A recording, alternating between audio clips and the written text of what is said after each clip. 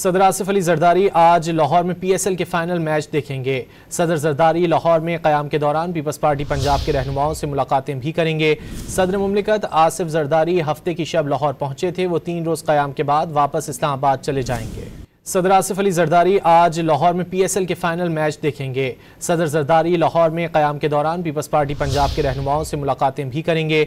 सदर मुमलिकत आसिफ जरदारी हफ्ते की शब लाहौर पहुंचे थे। वो 3 रोज़ क़याम के बाद वापस इस्लामाबाद चले जाएंगे। सदर आसिफ अली जरदारी आज लाहौर में PSL के फाइनल मैच देखेंगे। सदर जरदारी लाहौर में क़याम के दौरान पीपल्स पार्टी पंजाब के रहनुमाओं से मुलाकातें भी करेंगे।